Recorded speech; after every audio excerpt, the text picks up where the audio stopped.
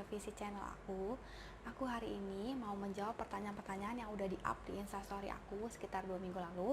Dan aku juga akan mengumumkan 2 orang pemenang yang kasih aku the best questions ya. Oke, question: how to build a powerful branding, especially buat new UKM di bidang F&B saat ini. Oke, making powerful branding itu perlu waktu, konsistensi, dan produk kita bisa stand out dibanding dengan produk kompetitor lainnya. Dan kalian bisa harus lihat momen, selalu update, juga cepet sesuaiin, dan atau kalau memang kalian mampu dan kalian bisa, kalian yang create trend supaya orang lain yang ikutin kalian. Jangan bete ya, atau kesel kalau misalnya ada brand lain yang ikutin kalian. Oh, berarti kalian itu bagus, jadi kalian itu harus lebih kreatif lagi. Jadi itu challenge buat kalian creating something new lagi. Dan F&B business ini never ending, jadi kamu harus tetap kreatif dan juga jaga loyalitas customer dengan kualitas barang kita yang baik gitu. The next questions: what is the one most important thing to get done today?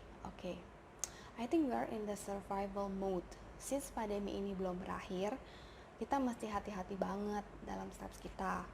Dampak pandemi ini bisa ngaruh banget ke ekonomi dan krusial dan mempengaruhi beberapa aspek dalam kehidupan kita.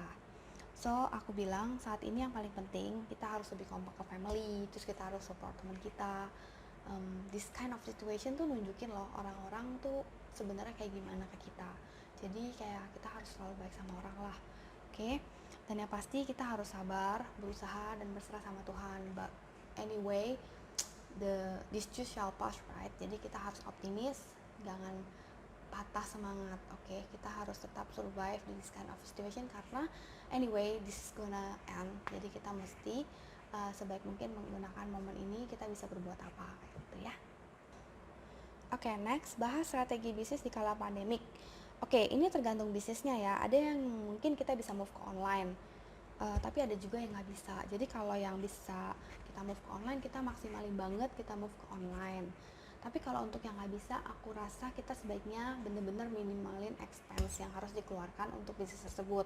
Jadi kalau mungkin kita openingnya setiap hari, mungkin kita bisa kurangin waktu openingnya. Karena kalau untuk bisnis-bisnis yang kayak nggak bisa jalan di online gitu, jadi semaksimal mungkin kita bahasanya ngirit gitu saat ini. Tapi kalau yang masih bisa ada harapan kita move online, kita harus move online buru-buru.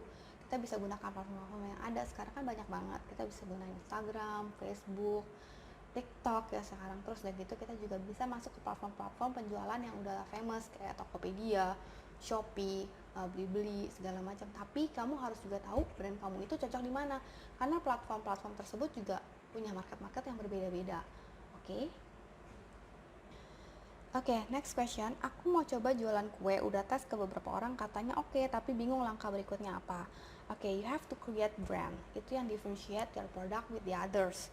Terus kamu harus pilih packaging. Itu juga nggak cepet, biasa 1-2 minggu.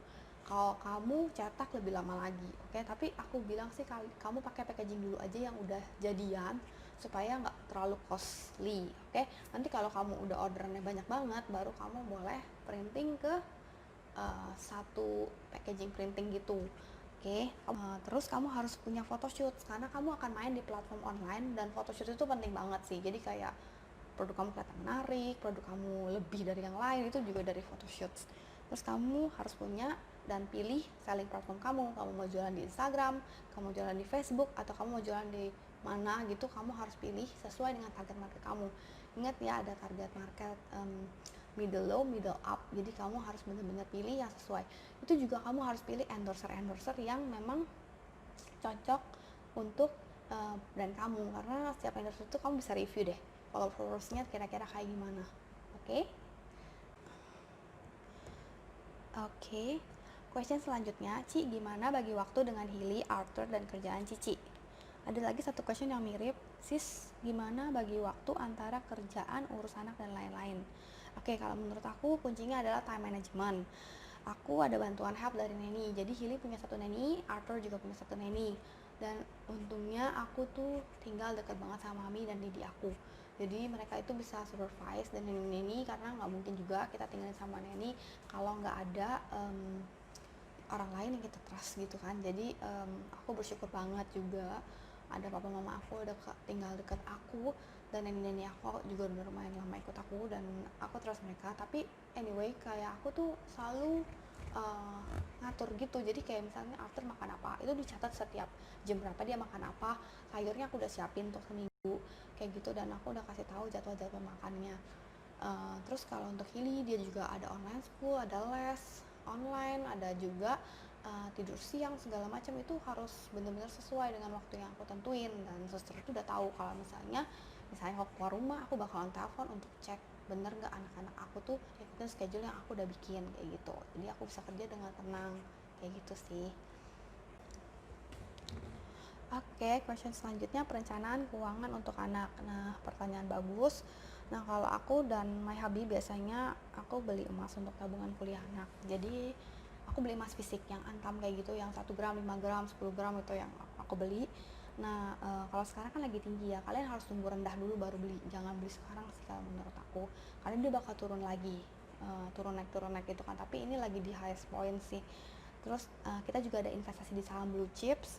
Kemudian kita ada beli asuransi jiwa yang ada including pendidikan juga. Tapi kita udah lihat 4 tahun ini enggak gitu growth, mungkin mesti nunggu lebih lama lagi. So kebetulan hubby aku juga jago untuk investasi dan saham kayak gitu dan trading, jadi kita taruh di situ. My hubby yang manage. Anyway, kalian kalau mau pilih-pilih portfolio investasi itu banyak banget, kayak di bank itu juga banyak. Tapi yang pasti kalian harus pelajarin dan kalian harus ngerti, karena aku dan my dad pernah rugi sampai ratusan juta itu gara-gara kita nggak ngerti kita put di mana gitu loh, waktu sekitar 6 atau 7 tahun yang lalu. Jadi kayak kita deposito di bank internasional kayak gitu, terus manajernya nawarin gini kita tanda tangan aja dan dia mainin di mana kita nggak ngerti karena kita udah trusted, dan itu happen sih. Jadi kayak kalian mesti pelajarin portfolio mana yang bagus. Tapi investasi itu oke juga, jadi untuk kita kembangin uang supaya money work for us dan untuk masa depan anak-anak kita. Tapi kita mesti really taking care of it dan kita mesti really ngerti supaya duit kita aman kayak gitu ya. Oke, next question, cara mengatur keuangan dong biar bisa nabung. Oke, kalau aku and my family biasanya kita bikin daftar expense di Excel, dan 20% dari penghasilan kita sebulan kita akan sisihkan. Sisihkan itu biasanya yang ngatur suami aku, karena suami aku yang jago investasi dan juga penempatan dana-dana itu baiknya di mana gitu. Jadi dia yang akan arrange. Biasanya sih 20% itu kita akan puterin di portfolio seperti emas, properti, saham, reksadana dan lain-lain. Nah, dari 20% lagi biasanya kita split sih. Kita ambil yang low risk sama yang high risk, karena yang high risk memang dapatnya lebih cepat tapi memang ada resikonya, namanya bisnis kan. Anything ada resikonya, tapi kalau yang low risk itu lebih aman dan tetapi memang dapatnya tidak sebanyak yang high risk. Jadi kita akan split lagi seperti itu. Oke, aku udah pilih 2 orang yang aku anggap pertanyaannya paling bagus dan tim aku juga udah setuju untuk aku pilih ini. Aku tulis di sini ya. Akunnya atas nama Nike dan Bertatan. Jadi 2 orang ini akan aku kirimin hadiah sesuai dengan yang kemarin aku bilang. Nanti aku info kapan aku kirim lewat DM ya. So, thank you so much semuanya udah mampir ke channel aku. Please subscribe, comment, likes, dan turn notification on karena aku bakal masukin beberapa konten-konten yang menarik lagi. Oke, ditunggu lagi ya konten-konten berikutnya. Thank you, bye-bye.